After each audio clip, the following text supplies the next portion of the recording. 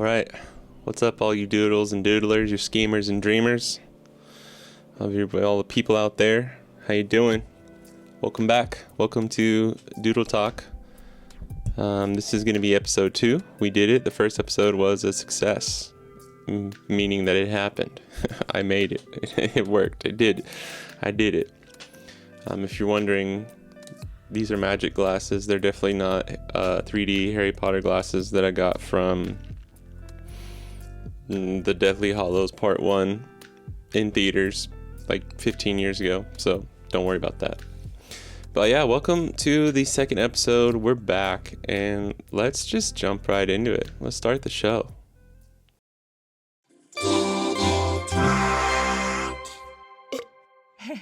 All right. How's it going, everyone? How you doing? I'm doing pretty good. Was sick the past week or so just kind of getting over that, but I'm feeling pretty good now. Excited to record another episode here. And I just wanted to start off by going over a few kind of like housekeeping stuff, just kind of going over a few, not really current events, but I guess kind of current events, little things that I've noticed in the past week or so. And we're starting off with a good one. This is a good one for all the terrible things that might be happening in the world right now or over the past couple of years.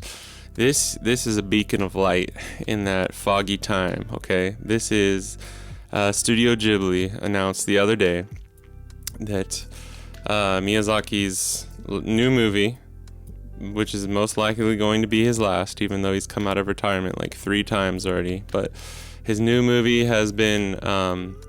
it's been announced before, but they officially announced when it's coming out. And so it's going to be coming out next July, I believe July 2023, July 14th, 2023 in Japan, I believe is the release date for that. This is Studio Ghibli we're talking about here, so there could definitely be like a simultaneous release overseas. It's definitely big enough that could happen, so we'll see what happens, but luckily, I live in Japan. I'll be here, so I can just go see it in theaters, and I am so freaking excited. I am so stoked. It's called How Do You Live? In Japanese, I think it's Kimi tachi wa dou ikiru ka, which is like, it's based off of an old... I don't know too much about it, and I don't want to know too much about it. I really want to go into it fresh without really knowing the story. I do know that it's like an old novel from like the 1930s or 1940s from a pretty famous author, and that's basically, I know like a few other things, but that's pretty much it. That's basically all I know, and that's all I want to know until I go see it. I am a huge Studio Ghibli fan, and Miyazaki is definitely one of like the biggest inspirations to me that I've had as far as just art and animation and just being an artist in general. Definitely have seen I think my favorite documentary of all time is it's a documentary about Miyazaki as he was filming or creating the Wind Rises, and it's so good. I think it's called The Kingdom of Madness and Dreams. It's so good. It's so good. The narrator, the lady who kind of followed him over the course of a couple of years, does a really amazing job of like putting everything together and doing the voiceovers. And the I forgot his name, the composer who did the music for a lot of the Mamoru Hosoda films like Wolf Children and Boy and the Beast. He's definitely the composer for Wolf Children, but he did the music for that documentary as well, and it's freaking amazing, and I love it. So yeah, that's one thing that's super awesome, and it's gonna make the wait for that in the summer, July 14th. The wait for that's gonna be a little tough, but it's gonna be fun, something to look forward to. And one more other little new kind of recent thing is the maybe a lot of people overseas might not know, but there's a new Makoto Shinkai film that just came out, the new anime movie from him. He's the guy who did like Your Name and a lot of other pretty famous movies, but it's called Suzume. I believe for the English release, the Japanese was Suzume no Tojimari. So yeah, they a lot of the localizations for stuff recently has just been like take the main character's name and just use that. Like there was Belle just came out pretty, I think last year, maybe even this year, pretty recently, from Hosoda, the guy who made Wolf Children, Boy and the Beast.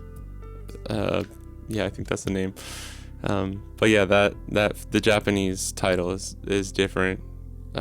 But they just went with Belle to simplify things, which no hate there. They I think it works. And it's kind of like a Beauty and the Beast homage there too. So it works.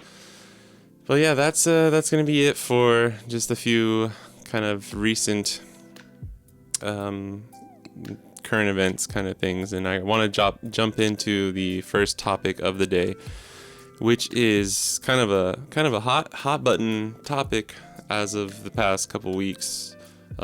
Flared up there for a bit this past year, and then now super recently it's been bumping up again.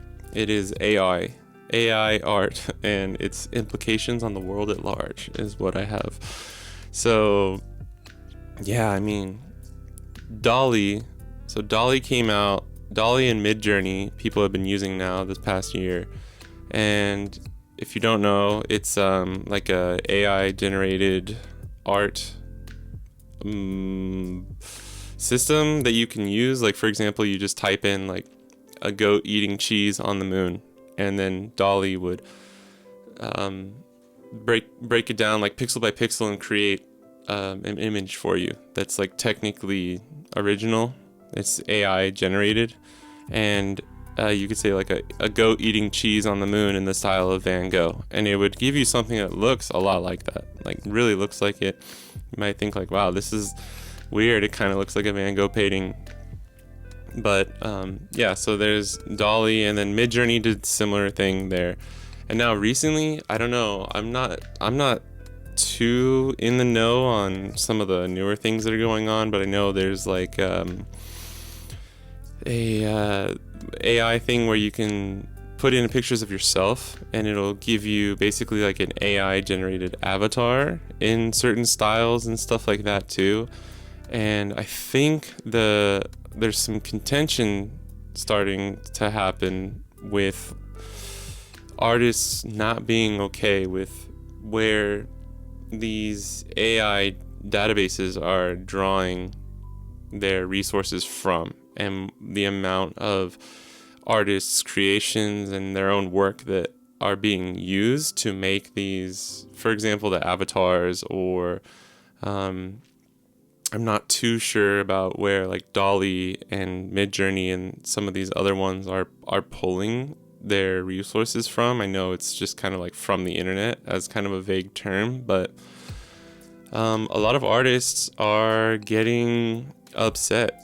And I think especially with some of these avatar ones, you can see kind of exactly where people are, or like these systems, these new AI systems are drawing their resources from. And I mean, this has been a topic of debate for a while, even from like science fiction, when AI wasn't really a real thing yet, when it was kind of just people talked about it. They weren't, exactly, it wasn't here. We didn't have DALL-E to generate pictures and stuff. It's always been in the zeitgeist of that kind of sci-fi realm. But now it's starting to happen, and it's here, it's people are able to use it. Anyone can. I've signed up for DALL-E and got approved, or like was able to use it, and I had fun. It was pretty fun. I didn't really have anything in particular that I wanted to try and create with it, so I didn't have a good use for it. So I had some fun, tried out a few things, but besides that, it was basically just, oh, this is cool, and then kind of haven't used it ever since, which is fine, and I think it was cool. But yeah, so I mean, there's definitely, I think there's there's good reason for people to be worried. I think there are a lot of reasons for people to be upset too, even because as far as AI goes, this is kind of still like the Wild West. This is territory that we haven't really chartered yet. And I mean, with these kinds of things, first and foremost, I'm going to side with the artists and the artists in general, 99.99% of the time.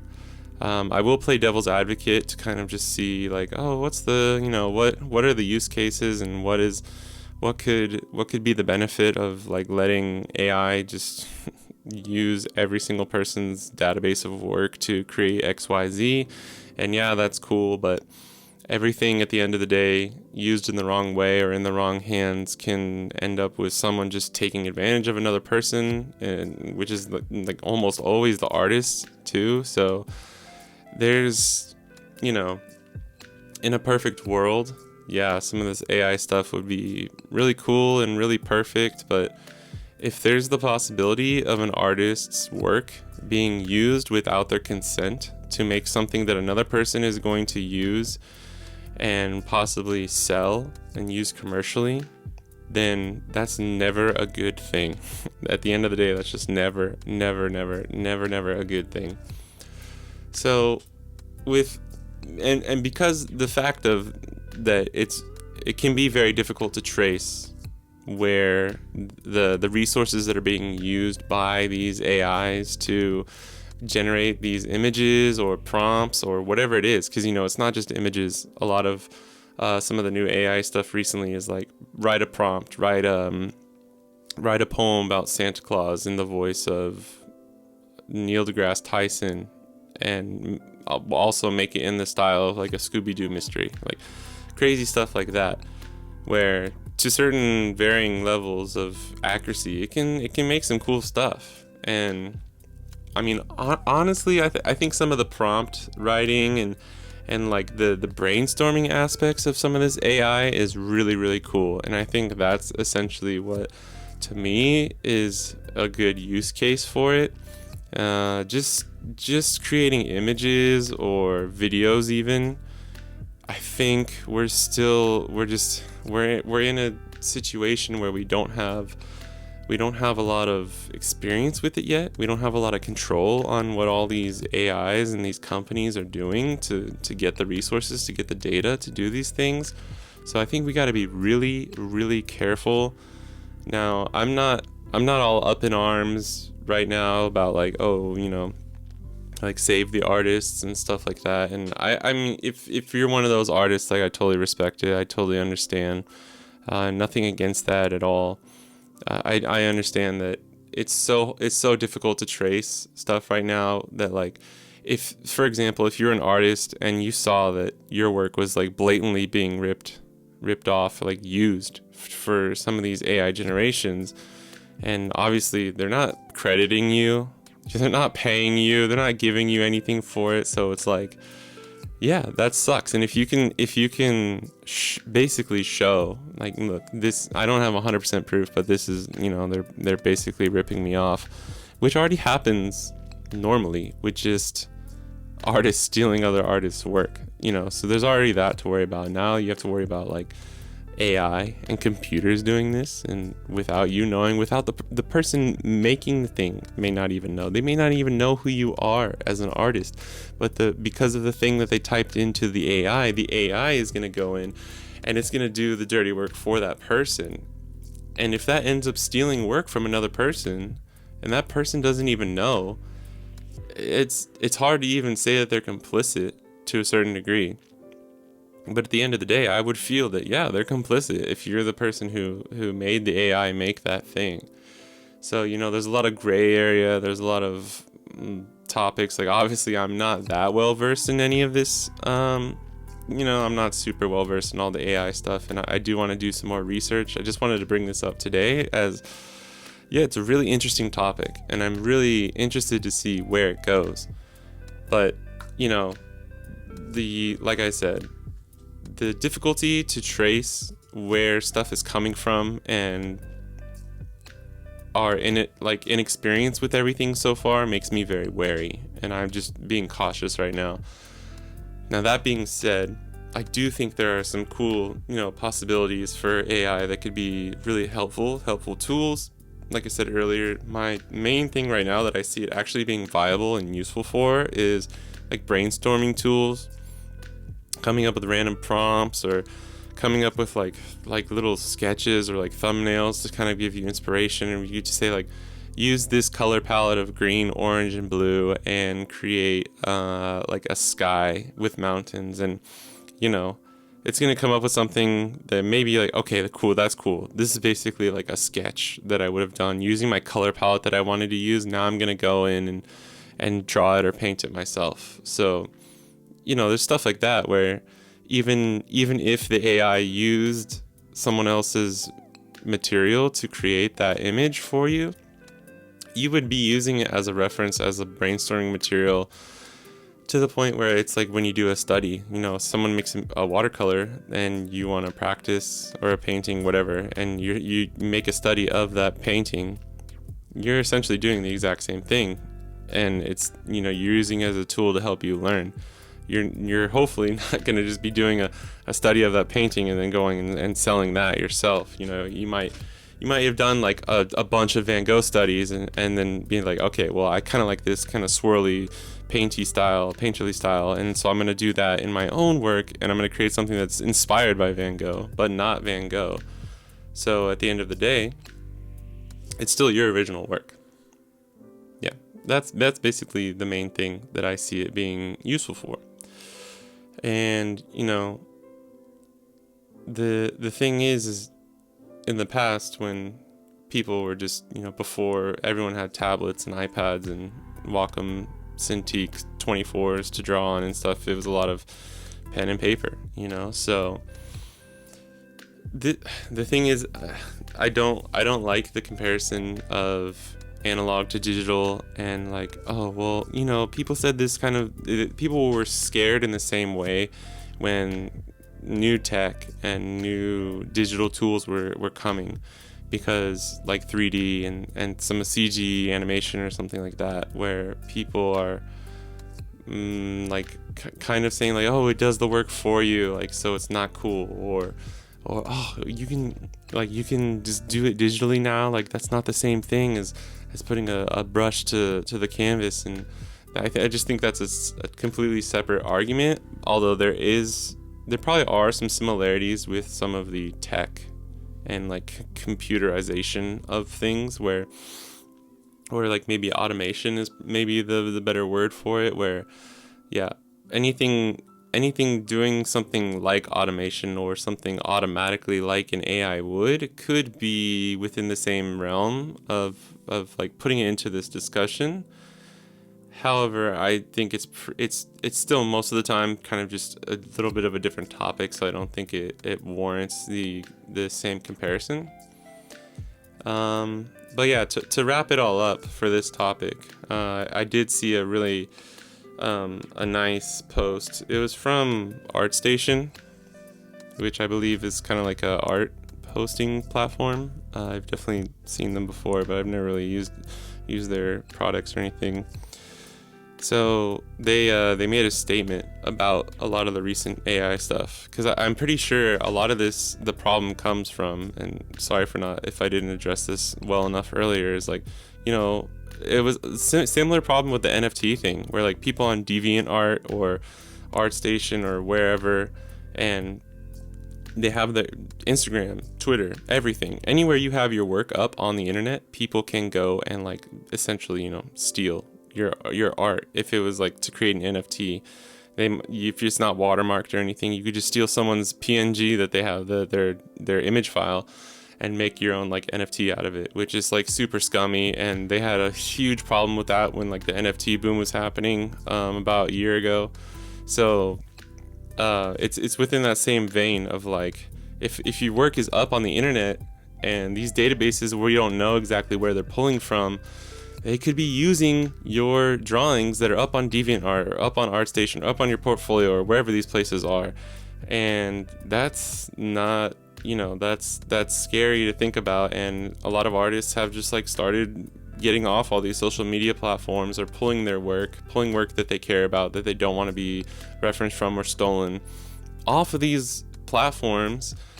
And it's really sad to see, because it's like some amazing artists who, and it is those bigger artists, it's probably not the smaller artists that are going to be getting targeted as much, because they don't have the same reach, and they don't have the same Google searches, and they don't have the same views online.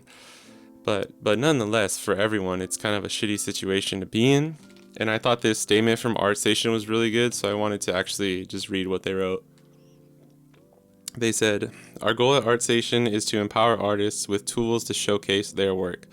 We have updated our terms of service to reflect new features added to ArtStation as it relates to the use of AI software in the creation of artwork posted on the platform. First, we have introduced a No AI tag. When you tag your projects using the No AI tag, the project will automatically be assigned an HTML No AI meta tag. This will mark the project so that the AI systems know you explicitly disallow the use of the project and its contained content by AI systems. We have also updated the terms of service to reflect that it is prohibited to collect, aggregate, mine, scrape, or otherwise use any content uploaded to ArtStation for the purpose of testing, inputting, or integrating such content with AI or other algorithmic methods where any content has been tagged, labeled, or otherwise marked No AI." And then, for more information, see blah, blah, blah, in the ArtStation team. So when I read that, it made it sink in a little bit to me of like, oh man, this is like, there's definitely, you feel the gravity there when I think they did a really good job, like really thoroughly being like, if you don't want your work to be used, if you don't want this to be used in this way, like we're going to make sure that it, to our best ability, that does not happen, especially pertaining to stuff that is posted on our platform.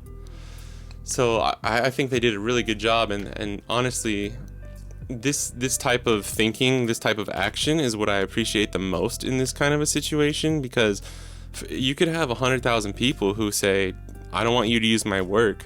I'm going to get off Twitter. I'm going to get off Instagram. If you want to follow me, like come to my, I don't know, like my personal website maybe, but even that's off limits. It's like, you're going to have to come see me in person, or like I'll see you at the next con or something, because I'm taking all my work offline. Which is fine. Everyone has the right to do that. I don't think anything of it. But I respect stuff like this more, because at the end of the day, this is them kind of like taking action and setting a precedent of how to handle things like this for future use cases. So this is super important, because instead of just backing away or like not allowing any kind of AR to steal your work, this is like setting up like really important roadblocks to make sure that creators and artists in the future are going to have some way of protecting themselves. So big shout out to ArtStation. I think that was super dope, and kind of like a cool way to look out for their creators. I hope it works. I hope they're being very sincere in the way they're going to implement that, and I hope that it does protect a lot of the people on there, because that would be great. And I think that'll be a really cool way to test the waters of this AI stuff, because like I said, I don't think everything is bad in this AI world of things that you can use it for, but I'm just really worried about the artists and the creators, because it's so easy to just like steal and rip off from the artists. And like, if you're an artist, you know the struggle, like you've been screwed over for so long in little different ways, even if you've just worked with a client, or you've gotten an offer, or someone hits you up and they want you to do something for free, like they don't respect your time or your talent, and it's humiliating, it's annoying, it's rough. And I haven't even experienced it that badly in my own experiences, but I have a little bit, and yeah, it sucks and it's annoying, and you just want to tell people like, dude, this isn't we don't do this for free. Like we are, or like we don't do this for no. We need compensation to a certain degree, or like you need, at least at the very least, understand what the value of this work or this artist is. And that's a whole nother topic to get into. I'm already getting flustered just thinking about it, but yeah, let's move on to the second topic and jump into that. All right. So that first topic, that was a loaded one for sure. And this is not the lightest of topics either, but it's something I wanted to touch on and bring up in this episode because it's not exactly related, but it's kind of another example of companies or things screwing over artists or people who rely on services and stuff like that. And that is, the topic is subscription services, or as I like to call it, subscription servitude. So, and the main one I'm going to be talking about for this is just Adobe. We're just going to be talking about Adobe a little bit and how their policies have kind of changed over the years and what it's like for someone who, so for me, I use Photoshop for work as a typesetter for manga and like webtoons and comics and stuff like that. I mean, Photoshop is the professional standard, and it is for a reason, but it just sucks because I use Clip Studio Paint for all of my own personal like art stuff. I do occasionally some editing, maybe if it's like photo related, I'll use Photoshop, or more like type heavy stuff, I'll use Photoshop or Affinity Design or some of their softwares. And that's another company I'd like to give a shout out for not using the subscription plan.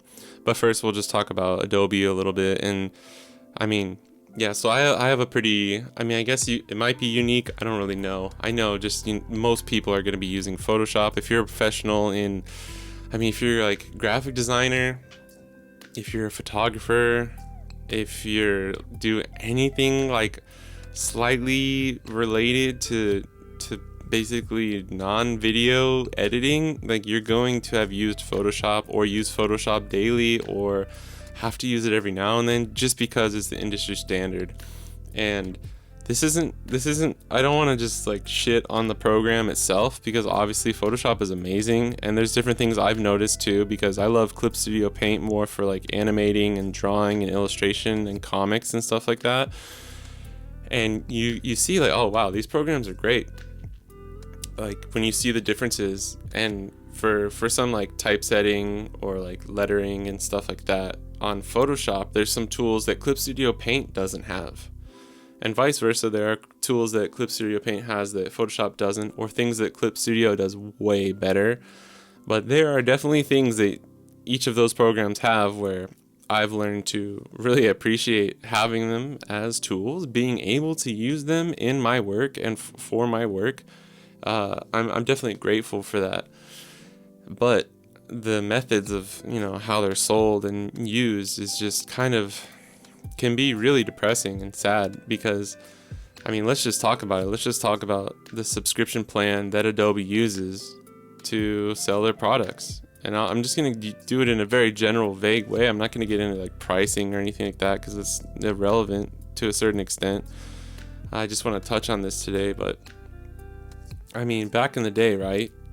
You bought Photoshop, and I remember using Photoshop for the first time probably back in like middle school or something like that. We had to learn it. We had a photography class, and it was either middle school or high school, but you learn how to use Photoshop, and I'm glad I did, because it made it a lot easier when I had to start using it again for work. So shout out to my old schools for helping me learn that. But you start out, I believe Photoshop was just one-time purchase, and then I don't know how they did the updates. I don't know how frequently, but I believe it was like, for every 1.0, 1.2, 1.3, you could get some updates, and then eventually it would get to the point where it's like, okay, this is Photoshop 2.0. Or you got to a certain extent where it's like, okay, now you have to rebuy the software. And I'm pretty sure that's how they did. I know that's how a lot of softwares still do their purchases and stuff like that. So the original thing was, it's pretty expensive to buy Photoshop outright, and you might have to pay like hundreds of dollars every couple of years to get the new fully updated version. And back in the day, people used to complain about that too. They said, I don't want to pay $400 for this software. It's not just Photoshop, this is for other softwares as well. And I remember that. I remember before like social media was even that big, or like being on a forum or something, because it was the same thing with a lot of music softwares. I use Logic Pro, and I got it when I got my very first MacBook back in like 2011 or something. So I've had it this whole time, and that's great. But I've had friends who like, man, I want to buy Logic, but it's so expensive. Even if you can get a discount if you're buying a new computer with it, or like a MacBook or an Apple computer. But yeah, that's besides the point. Just going back to the Photoshop, it's my main point was that people were complaining about that before. So I believe what Adobe did is they thought to themselves like, okay, well, instead of having people spend hundreds of dollars to get the new update when it comes out, we'll just have you do a subscription plan that you pay a little bit each month, and you get all the new bells and whistles for free. It's for free because you're already paying for the product through our subscription service. So it'll be great. Don't worry about it. It'll be fine. Don't even think about it. Like, it's not that big of a deal. It's great. It's going to be awesome. And I'm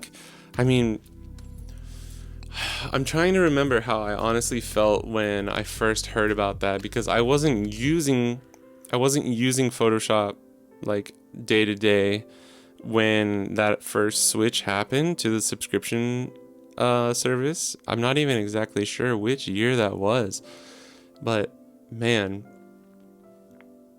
I mean, people being upset is kind of like an understatement. I think the way they did it was they started out a little bit cheaper. I think back in the day it was like $6.99, $7.99 for the photography plan, which is like Photoshop and Lightroom, which is pretty good. Just on its own, I wouldn't mind paying that, and I think a lot of people don't mind paying that much for those two softwares, which is kind of the real kicker here, because it's like Adobe, they use, and this is the thing too, they use like student plans too. So it's like you pay $5 a month, you get the whole suite, or at least the photography plan for $3 a month. Like, it's great. We know you don't have a lot of money. You're in college. You're a starving artist. Like, we know you don't have a lot of money. We'll help you out. Like, we got you, bro. Don't worry. And then, you graduate. You can't use your student discount anymore. And it's like, shit, well, sorry. Now you have to pay $10.99 a month if you want to keep using your photography plan. And in certain situations, that wouldn't be that bad. But because it's the industry standard, and like I was saying, like, if I didn't want to use Photoshop for my my translation and typesetting work that I do, it would be so hard. It would be really, really hard for me to use a different program, because even if they can export to a Photoshop file, which most of them can, they can import and export Photoshop files. But one of the things, like for example, for Clip Studio Paint, if I wanted to use Clip Studio Paint to do all of the lettering or something, when I export from Clip Studio to Photoshop, it will rasterize all of my text layers. And if you don't know what that means, that basically means it's taking it from the text layer where I could have like edited the text and like typed in something new or fixed it, like yada yada yada.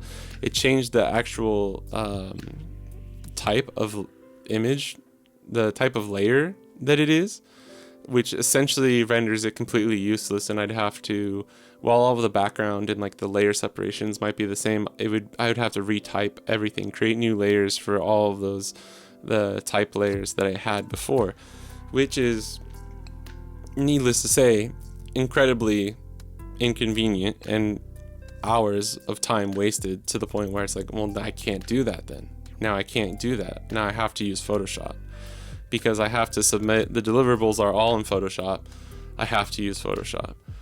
So, you could play devil's advocate and say like, well, I mean, that's kind of the hole you dug for yourself. You want to be in this profession, you want to be in this field, you want to do the things that you do, you got to use Photoshop. I mean, if you don't want to use Photoshop, go back to teaching English, or like choose a different job that doesn't use that. And it's like, yeah, I mean, you can say that, and it's it's a valid argument to a certain extent, but at the same time, it just kind of sucks because then, everyone like me is stuck using Photoshop and paying for Photoshop. And the thing is to me, for a while, I was like, man, that sucks, but it's whatever. It's just kind of the way it goes. I'm going to have to suck it up and live with it. But to me now, there's more cons than there are pros. And what I mean by that is, for example, using the new cloud, like, what is it? Yeah, the Creative Cloud. You basically can't use the software if you're not online. So, and when I was researching this a little bit, I saw an example of I wasn't using it, I guess, the day that this happened, but apparently all the people using the Adobe suite, the Creative Cloud, like the servers crashed, like all of the cloud servers crashed. So all those people's computers couldn't verify that they had essentially paid, like they couldn't verify their subscription for Photoshop or whatever program they were using, so they couldn't log in to Creative Cloud, and they couldn't use that software that they literally had on their computer that they may have been just using 24 hours earlier with no problem. And I think it took about a day for them to get the servers back online. And that's just like, I mean, dude, if I was in a crunch, if I was in a deadline, and as a freelancer, you often are, you plan out your schedule, and if you don't have extra time, it's do or die to the point, I mean, not do or die, but like you're doing things sometimes at the 11th hour just because that's the only way you can make it work in your schedule. Not because, I wanted to take an extra day off. It's like, no, I worked an extra day just to make sure I could finish it within the time for my deadline. So if I was there Sunday night, like, I got to get this extra work done so that I can finish everything on Monday, or vice versa, like it's Monday and it's like, this is the day of my deadlines, I need to finish this. And then Creative Cloud was just like, hey, sorry, we can't log into the server, so you can't use this software. I mean, people were upset and extremely understandably upset. I would be so pissed. And just tying someone to that, I understand, like, that's the system they built. It's the Creative Cloud. It's all online. Things are registered online. But the fact that you do not own the software anymore, like, it's not yours. You're literally just paying for them to let you use it when they can, which is supposed to be 24/7 all the time, every day, But things happen, and if you can't use it because of some crazy mishap like that, that's a terrible situation to be in. And that just like adds fuel to the fire of like the shit that sucks about having a subscription service like that. Like, let alone, not even just talking about like the price or how much they can gouge out of customers because of a system like that, or like, yep, we have the photography plan for $10.99 or whatever, but then if you want the whole suite, so if there's any other software, any other programs that you want outside of like Photoshop and Lightroom, you're going to be paying like $50-$60 a month. I don't even know what it is right now. I should have looked it up. I'm sorry, but I know it's really expensive. And I did a trial for like a year, because of course they give you the thing to try and get you kind of like hooked on the program so that you're going to be using it. I think it was like 30% off for the first year that you use the whole suite. And I was like, all right, fuck you, Adobe, but I'll try it. Like, okay, let's try it. And I tried out some programs. Like, I tried out Adobe Animate because I wanted to try these programs and to see like if it was so much better than everything else I was using, maybe I could justify paying the extra. And I wanted to try out Premiere for video editing and stuff like that. And I mean, personally for me, it just wasn't worth it because I use other programs for the other things that I need to do. And I stopped after, I don't even know if we went the whole year. If I went the whole year with that, I might have. But, I just went back to the regular plan that I need for Photoshop. And this is just my own personal experience with it. I'm sure there's other artists, other graphic designers, other video editors that need those other programs. So, like, I mean, in that case, they're screwed even more and you just have to pay extra. But if you're someone who isn't fully invested in the Adobe suite, and you don't need to be, I strongly suggest like trying out other programs and other softwares to see if it's enough to get by. Because I forgot the other main thing I wanted to try was After Effects. That's why I wanted to get that suite, Adobe Animate and After Effects, because for a lot of animation, indie animation compositing and stuff like that, After Effects is super good for just independent creators and stuff like that. And it's an amazing program. And again, I'm not shitting on the programs themselves. Like, the teams at Adobe have created some of the best software in the world, so I mean, there's just no debating that. I just want to shit on the way that it's provided and the subscription services that they use. And I found that I'm not trying to make Apple seem like a good guy in any way here, but at the same time I had After Effects, I got Apple Motion, which is essentially like Apple's like more simple version of like what After Effects can do. It definitely cannot do all the same things After Effects can do, but I just needed it to do enough so that I wouldn't need to use After Effects. And luckily, in my situation with the type of art and stuff I was creating at the time and am still creating, I didn't need After Effects. I could basically figure out a workaround in some way, looking it up through Motion. So I was like, okay, I don't need this suite. I'm not going to pay for all this. I'm just going to use Motion. And if there comes a time where my workflow or my process gets to the point like where I absolutely need After Effects, then I'll buy it. I'll just suck it up and buy it. But until that day comes, I'm just going to use Clip Studio Paint and Motion and Final Cut, because that's all I really need, for certain things that I'm making, my workflow.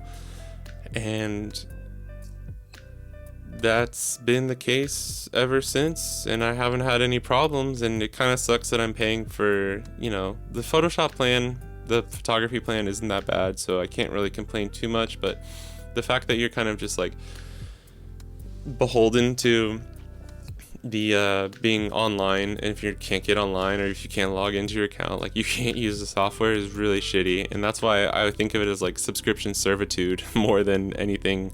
And I don't want that to seem like too harsh, but it sucks, man, sometimes, just with all those subscription services. And going outside of Adobe, I mean, there's so many things. Like, you might find an app that you like that's cool, and then you download it and you open it up, and it's like, oh, basically, in order to use this at all in any capacity, I have to pay like $5 a month to use this app, which is like, you're like, oh, I wanted to be able to use this on my phone or like do it in a certain way, but I can just use other software I already have to do it even better. So I'm not going to use this app anymore. And I don't know, I don't like that that's the landscape. Like, Adobe set the tone with this, but people need Adobe so they can do it. But other companies, other software, they're trying to do the same thing and it's not working. Letting go of Adobe, just putting that aside, the softwares that I did want to shout out are softwares like Affinity and Clip Studio Paint. And Affinity I haven't used that much. I have Affinity Designer, I believe, but they don't do a subscription plan. You can buy the software, the program individually, and you have it, you own it. It's like old school Photoshop, like style of the way they used to pay for it and stuff. And the programs are great. I don't end up using them that much, but I really, really like Affinity and what they've done. And then the other one, this is my main program that I use all the time, every single day, is Clip Studio Paint.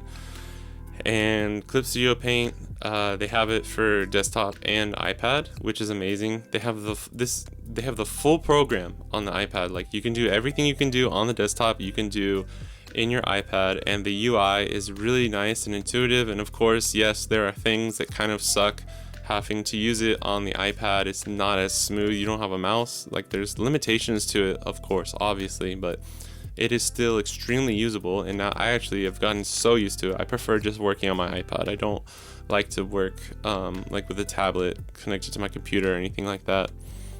And for someone who works at his desk a lot all day for other freelance stuff, to be able to like move to a different spot and be able to just use my iPad and take it wherever I want, it's so nice.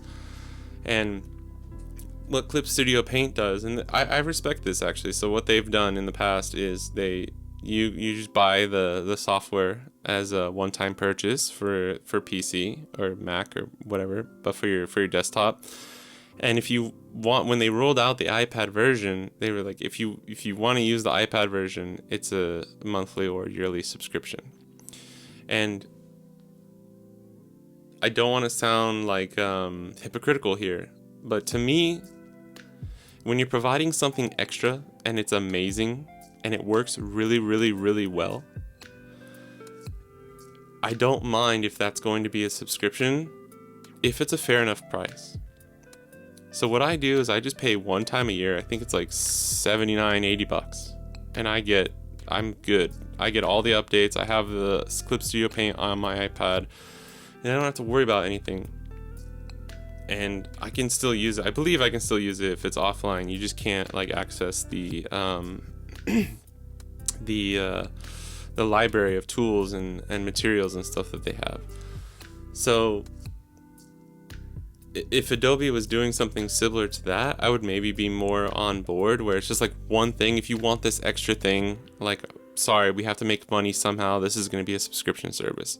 So you can consider me hypocritical there if you want, but I think it's valid and I think it's a fair enough price. Like if the Adobe suite was all like, if everything was $20 for all the programs and stuff, I don't know if that's viable like as a company, but that would be pretty amazing. And in that case, it would be like, okay, it's worth it for all the cons, you know?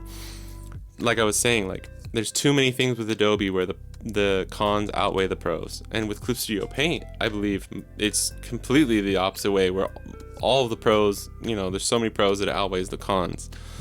And Clip Studio Paint recently just started doing they were going to switch it to, I believe, all of the purchases were going to be through a subscription service.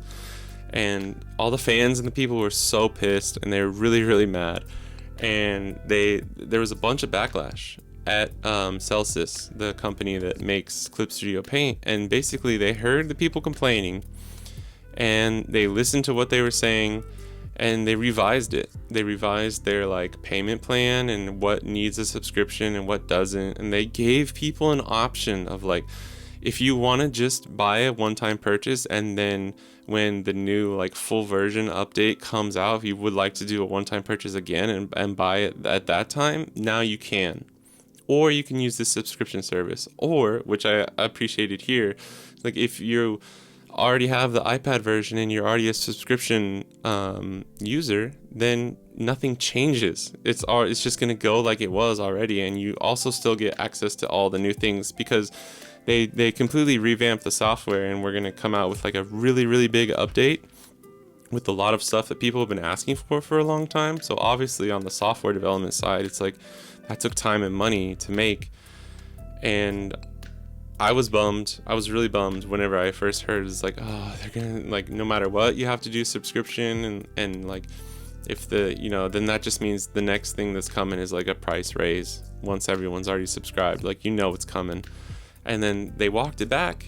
They listened to what people had to say, and they changed it, and they gave you options for things that might actually benefit you if you are a student, or if you are a person who doesn't have a lot of money, or you're just a starving artist or something like that. So shouts out to Celsius, shouts out to Clip Studio Paint, because as far as I've seen from that was maybe a month or two ago that this happened, but as far as I've seen, like, it's a lot better now. And no, it's not perfect. I don't expect any of these companies to be able to be perfect with what they're doing and their plans and their subscription services and stuff. But just like at the end of the day, like don't make it even harder for the artists and the people. This is coming back to the AI thing too here. Like, don't make it even harder for the people who are trying so hard, the creators and the artists, to create their own work and have it recognized by people, appreciated by people, and to be paid their value and their worth. Don't make it even harder in these little tiny minute ways, and these little details, and these little payments, and these little subscription fees. Like, if you're doing that as a company, then I don't like you. I don't like you as a company, and if I can at all costs, I'm going to avoid using your program or software. And I know there's a lot of people who feel the exact same way as I do about that. So that's one. if you're anyone who creates stuff like that, or you're thinking about making something like that, keep that in mind. And I mean, money always seems to be the main goal for all these companies and stuff like that. But it's like, dude, even if all you care about is money, please just like look out for the little guys a little bit if you can. And that's why at the end of the day, I do still respect Celsius and Clip Studio for doing what they did. And, you know, we'll see what happens. We don't know. I don't know if the full update has come out and if they've switched over. So we'll keep tabs on that, and we'll keep tabs on the AI stuff. And I'll try and talk about it again someday in the future. But for now, I have gone rambling on for way too long, and it's time to end this bad boy. So if you've made it this far, if you're actually listening right now, thank you so much. Thank you for watching or listening to the second episode of Doodle Talk. I'm having a lot of fun making these, and if you have any suggestions or like things you want to hear me talk about, or little genres or things, little games, kind of things to do, I'm gonna try a few things here and there, kind of like the current events thing at the top, and well, I'll make up some segments or something like that. But yeah, just huge shout out to anyone who listened or watched, and I'll catch you in the next one. Peace.